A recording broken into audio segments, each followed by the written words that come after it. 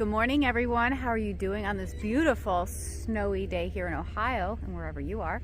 I went ahead and I filled up the hopper here. Sean has a meeting this morning that he couldn't attend with me, so that's where he'll be at. But I'm like, I'll just go out, I'll do it, get it done. This is a lake effect snow that we have right now, so we don't know really how long it's going to last, but I got to get out here and get all these businesses taken care of.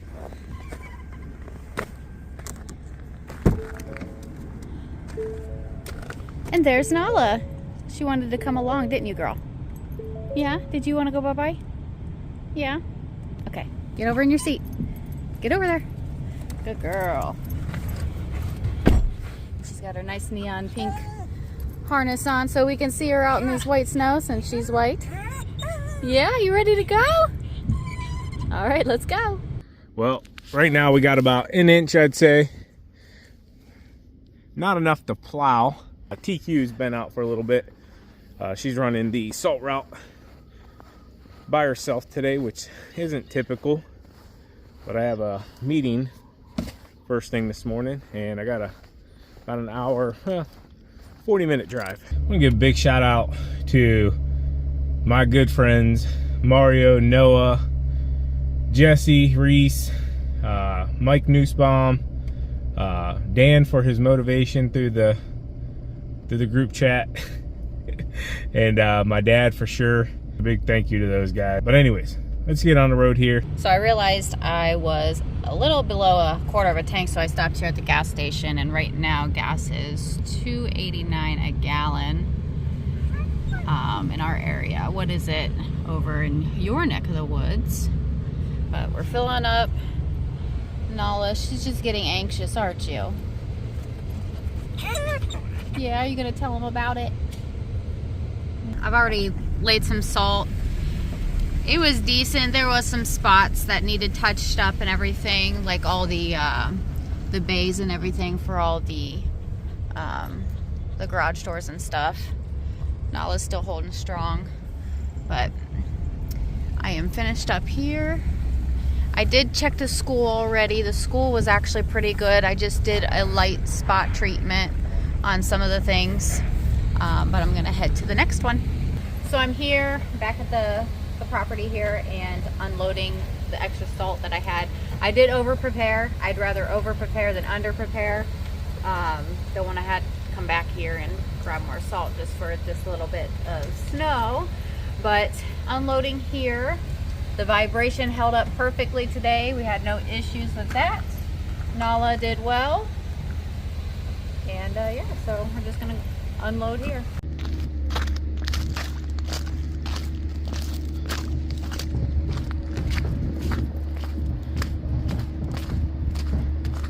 So currently right here, this very short piece of film is going to be from yesterday, Saturday. Got to get this Dodge taken in and figure out what's going on with this shifter steering column issue. So let's get to it.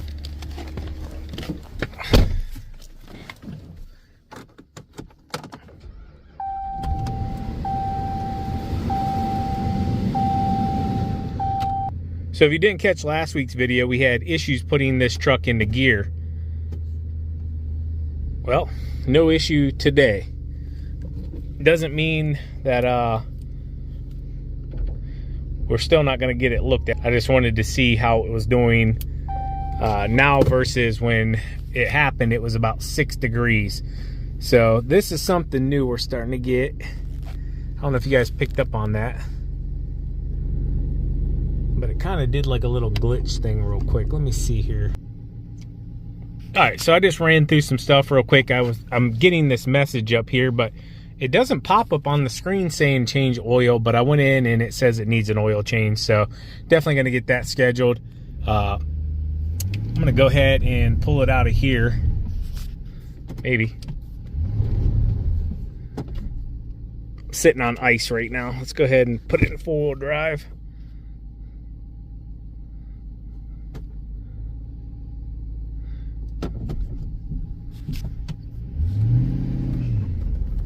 There we go, there we go.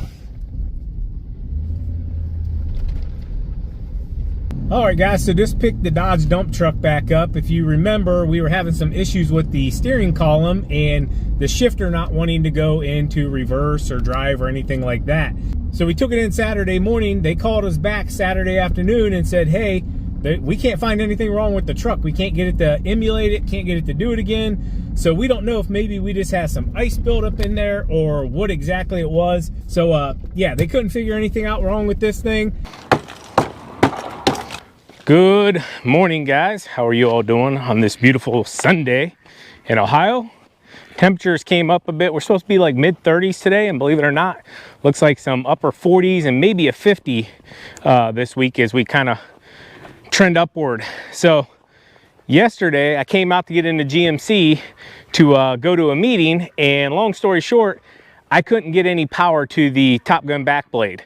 I'm not real sure. I didn't have a lot of time. I was kind of in a hurry, so I just kind of left the key in it, and I was like, you know what, I'll come back to it. And yeah, now we're back to it. So when I got in it yesterday, the power button, let's go ahead and start it up here real quick. The power button on the Top Gun was real faint. Let me turn it on here. All right, so it looks better today, but see, we still have no power, but the light is on in the controller. So what I want to do, if you can pick that up, so there's a few different ways you can move the Top Gun. One is the controller, the other is back here on the actual machine itself. So right here on the side they have a button. So I want to see if we have power here, because if we have power here, it has its own battery and everything, so that would tell me it's from everything's good here to the power cord. It would tell me there's something from the remote to maybe up where the battery is underneath the hood. So let's see if it's got power. Yeah. So technically, even though I didn't have power to the remote, I could have came back here. I just didn't think of it right on the rip because I was running late to my meeting. I could have just lifted it up back here and got on the road. Instead, I just hopped in TQ's car and took it. So yeah, we need to figure out why we don't have the power that we need to this unit. So it's got to be up in the controller. I want to make sure as well our lights aren't pulling from that. So I want to make sure the lights work. They should pop on. Both of them on? Okay, so we got power back there. So it's got to be from here. Yeah, I still got nothing here. See the power button's on. It's real faint though. That light is normally super bright. So I want to check, maybe we just knocked the wire loose or something. Let's pop the hood. Sometimes things come loose, you know, you're running into things, slamming things. You're plowing snow, guys. It beats stuff up.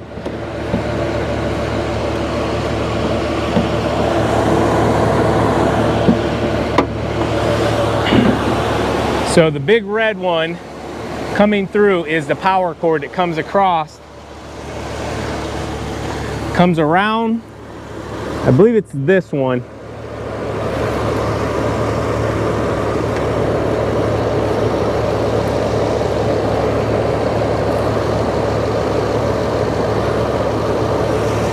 Everything feels tight there.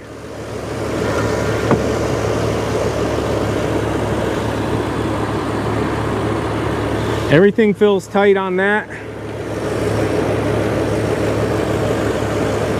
So everything looks as it should to me.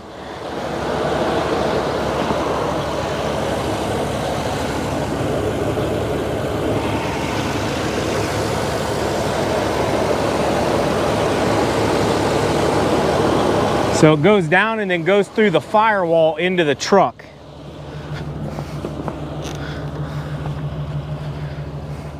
I'm gonna turn it back on here. Still got nothing.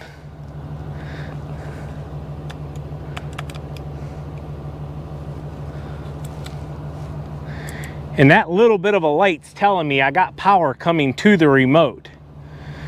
It's not as bright as it normally is, I don't believe, but I'm just not getting that transmission from here forward.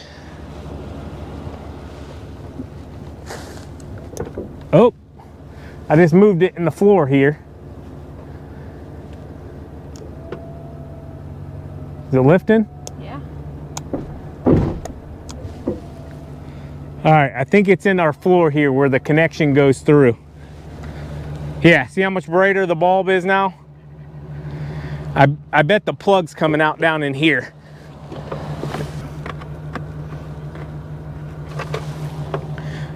Pushed it in as best I could.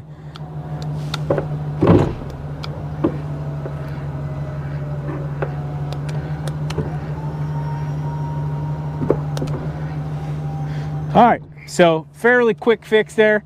The cable goes down and it goes into this plastic where they ran it down through. They just utilized the holes that were already on the truck.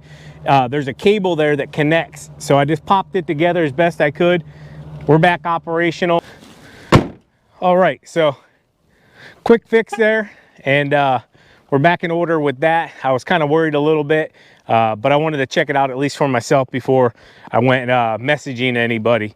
I did want to say as well, really good feedback on yesterday's video on the duplex. And I didn't go into all the details on it, guys, like the financial side of things. I probably will at some point whenever I can, you know, give you guys more exact numbers. I seen some of the comments, people were like, there's no way I would ever bought that. And that's perfectly fine. I don't expect you guys to do what we do. But we looked at the deal and we think with what we're gonna put into it cash-wise, we are financing it, all of it ourselves, TQ and myself. So we gotta be real careful here. There's a lot of ice. We think we're gonna do pretty darn well on it, even as bad as that side looks. So I know I said, you know, 6-7 years to recoup our investment. Just to give you guys a general idea, and this is all rough numbers, guys. Obviously, over the years, things are gonna break down. Expenses are gonna come up that are unforeseen. But just looking at the numbers right now, with our $135,000 total investment for this place, like I stated yesterday, 6 or 7 years we can recoup that.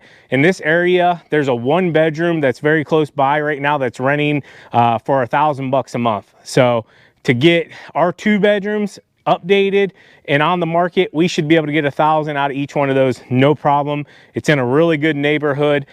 It's honestly the worst house in the neighborhood from the outside looking in. So with that being said, you know, if we can do 24,000 a year, obviously you're gonna have times where people move out and they break stuff, and it's just all rough, guys. But 24,000 a year, you go ahead and times that by 6 or 7 years, it'll put you right in that ballpark what we're gonna be total invested on this thing. We own it. It's not bank financed, and yeah, when it's all said and done, we can choose to sell it. It's going to appreciate in value, and yeah, we're going to have another asset there that we can choose to leave to the kids, or, you know, what we're right now thinking is we're going to put this into our retirement portfolio. So storage facilities, our land is an investment as well. Other rental properties that we have behind the scenes, adding this one now as well. We have a whole host of different things going on there that's just adding to our overall retirement, so that whenever we're said and done, we can have a nice nest egg and be able to actually kick back and enjoy the rest of whatever life we have left. So yeah, you got to be thinking about this stuff, guys. In the snow industry, lawn industry, we don't have a retirement plan unless you're planning for yourself, you know, putting into an IRA, some kind of stocks or something like that, something that's going to accumulate money for you to use at a later date. You know, we're kind of crap out of luck, if you know what I'm saying.